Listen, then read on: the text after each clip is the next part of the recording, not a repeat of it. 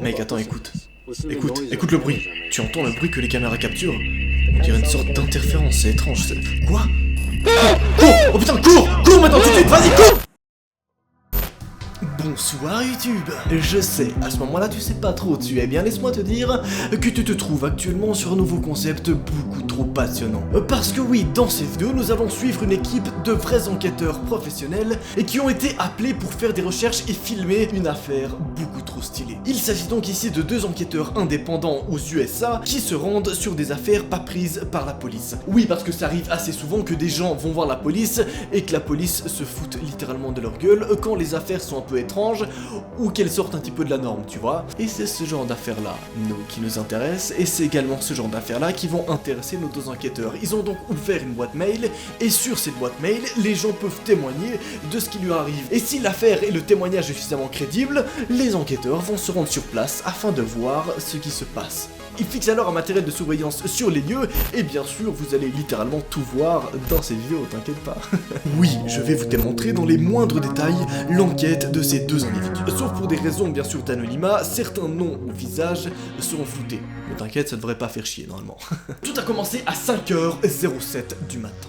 QG des enquêteurs. Ce jour-là, ils ont été contactés par une jeune fille. Plutôt bonne d'ailleurs. Mais ça il faut pas dire, pardon. À 5h07 du matin, cette dernière s'appelle Emily et explique qu'elle pense avoir un stalker se baladant et se servant dans sa maison couramment, depuis maintenant plusieurs semaines. Elle ajoute également qu'elle aurait des vidéos de lui permettant de prouver ce qu'elle avance. Les deux enquêteurs vont leur demander plus d'informations en réponse à ce mail et ils apprennent qu'elle a 18 ans et que lorsque ses parents sont pas là à la maison, ce qui est donc assez courant, un espèce de stalker vient à chaque putain de fois. Mais pourquoi? Et quelle est cette chose ou ce putain d'individu? Et surtout, comment va se terminer cette putain d'enquête beaucoup trop stylée? Ouais, moi je crois bien que tu vas le découvrir dans ce premier épisode d'enquête.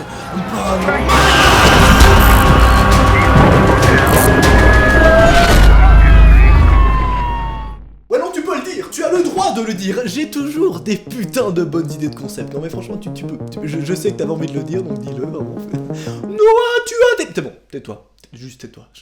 Non, parce que franchement, retrouver les dossiers d'une équipe d'enquêteurs qui seront sur place, qui fixent des caméras de surveillance, qui va observer des phénomènes qui se passent chez une personne, franchement, je trouve ça plutôt pas mal. Et oui, j'ai dit le mot franchement environ 542 fois dans cette phrase. Est-ce que c'était un peu lourd? Peut-être. Est-ce qu'on s'en bat les couilles? Absolument.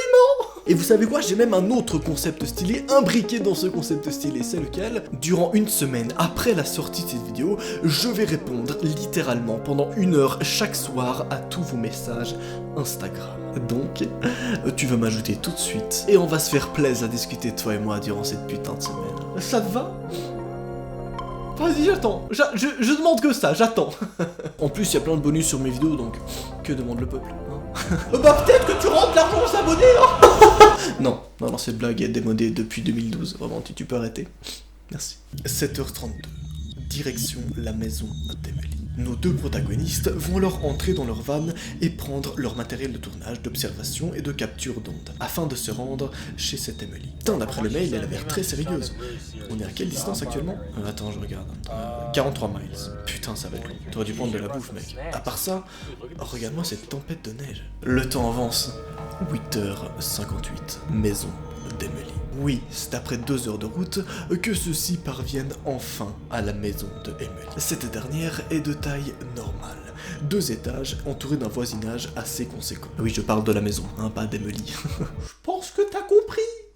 Oui, c'était une blague de trop, tu peux le dire. A priori, rien d'anormal. Il y a par contre une seule question qu'on va se poser ici. C'est pourquoi la chose ou le stalker qui a été signalé va dans cette maison-là et pas dans celle d'à côté. Étant donné que les habitations du voisinage paraissent beaucoup plus luxuriantes que cette petite maison des parents d'Emily. Bref, les enquêteurs entrent. Bonjour. Est-ce que je peux ouvrir? Tu es Emily? Heureux de te rencontrer. Pareil, Parker. Et c'est là que ça devient particulièrement intéressant. Rappelez-vous, la fille, qu'est-ce qu'elle avait dit dans son mail? Elle avait bien précisé qu'elle possédait un enregistrement de cette espèce de stalker. Et c'est d'ailleurs ça au tout début qui a convaincu les deux enquêteurs et qui leur a fait dire « Bon, on va peut-être se rendre chez cette meuf-là ». Le premier enquêteur, nommé Parker, va leur demander directement à voir ces enregistrements, avant d'entreprendre toute autre action.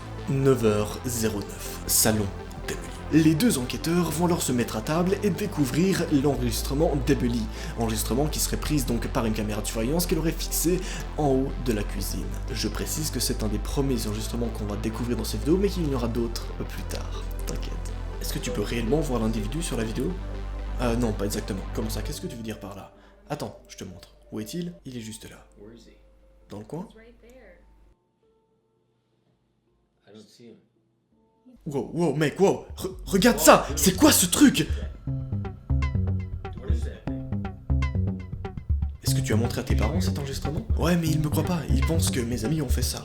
Ils pensent que tes amis sont ça. Parker va alors gentiment expliquer à Emily la procédure d'enquête qui va être effectuée. Ils vont donc tout d'abord placer différentes caméras et détecteurs d'ultrasons un peu partout dans la maison. En tout, ce sont 7 caméras et 9 micros qui seront utilisés pour localiser le moindre mouvement durant la semaine qui va suivre.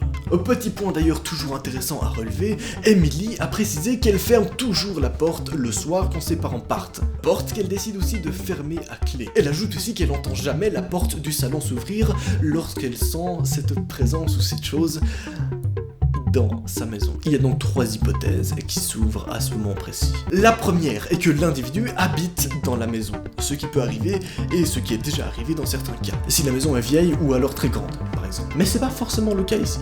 Mais ok. Il vivait donc peut-être en cachette dans le placard, le sous-sol, les étages, bref, on n'en sait rien. Deuxième hypothèse possible à ce moment de l'enquête, l'individu possède un doublon des clés. Peu probable, mais pas impossible. Et troisième hypothèse, Emily ment. Ou alors elle est pas sûre de ce qu'elle avance. Pendant une semaine, les deux enquêteurs vont alors s'installer à 60 mètres de la maison d'Emily, dans un van. Dans celui-ci, ils seront donc plein d'écrans qui leur permettront de voir constamment ce qui se passe sur les différentes caméras et microphones. Ouais, je sais, c'est stylé. La semaine va alors gentiment, jour après jour, s'écouler. Jour 1, rien. Jour 2, rien. Jour 3, rien. Jour 4. Ça va être long, je suis déjà fatigué, mais c'est l'heure d'aller au travail, hein. T'es prêt? Ok, c'est parti. Jour 4, 10h41, extérieur de la maison d'Emily. Nous regardons toutes nos caméras sur nos écrans.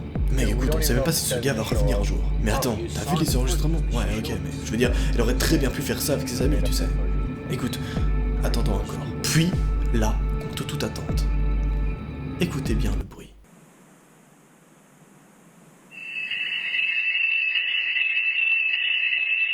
Dude, hold up. Listen to this. Listen to the noise our cameras are making. What is that? On dirait qu'il y a des sortes d'interférences, je sais pas. À partir de ce moment-là, je vais découvrir les fichiers vidéo en même temps que vous, histoire qu'on soit les deux dans l'ambiance. Ça te va? Je les ai pas encore vus. En tout cas, de ce qui se passe là. D'ailleurs, n'hésite pas à t'abonner si tu kiffes ce genre de moment. Le million arrive. I don't know. What?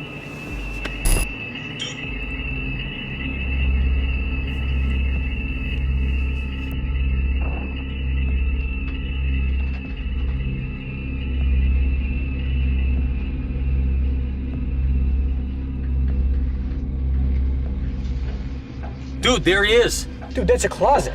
Has he been hiding in there? No, dude, I checked in there before we set up the cameras.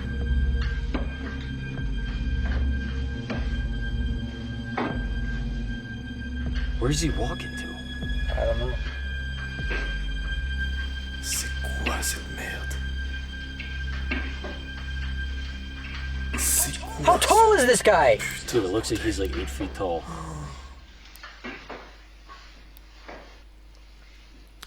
Mais c'est quoi ce bordel?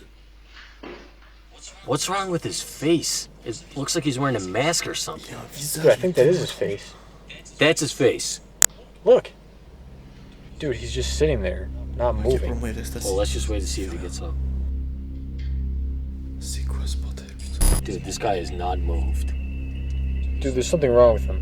C'est 1h42 et il a toujours pas bougé. Dude, our camera just went black. Putain, les caméras sont What? arrêtées. Les caméras sont Cameras, arrêtées, les gars. dude, it's not working, bro. I can't see him. Pourquoi est-ce que... It's probably the Dude, fix Wi-Fi. it, fix it. Les caméras Alright, it's sont arrêtées, working. bordel. Where is he? Ils sont seuls. Dude, where did he go? What? Where is he? Dude, we gotta go in now, dude, before he does anything, bro. Let's go, let's go. Ils vont dedans. Ils vont dedans. Ouais, clairement, non, mais c'est une bonne idée. Hein. Il faut clairement aller dedans. Parce que je vous rappelle qu'il y a une meuf, hein. Il y a une meuf à l'intérieur qui dort. Putain de bordel, à tout moment il peut faire un truc. Mais c'est tellement badant. À tout moment le mec fait. Come on, dude.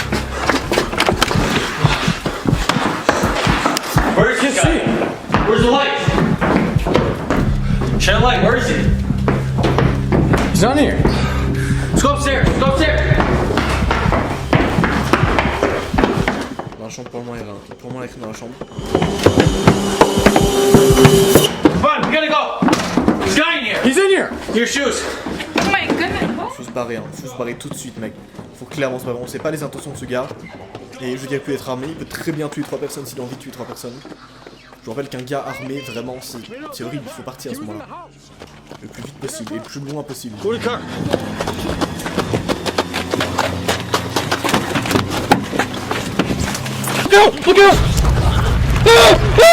À partir de là, les fichiers de l'enquête deviennent très bordéliques. Nos 2 enquêteurs se font agresser mais parviennent à s'enfuir. Ils se garent pas très loin et appellent la police, afin d'avoir un agent sur place le plus rapidement possible. Et c'est ce qui arrivera. Et bordel, la réponse à toutes vos questions va être tellement choquante pour vous. Non, vraiment, âme sensible, s'abstenir ou regarder ça avec un pote. Comment, pourquoi et qui est ce mec? Eh bien, il s'avère qu'en réalité, aucune des 3 hypothèses n'était valable. Non, car il y en a une 4e qui s'est incrustée à ce moment précis. La chose où l'individu qui s'introduisait dans la maison d'Emily parvenait à entrer par une petite pièce située dans un coin du placard de celle-ci.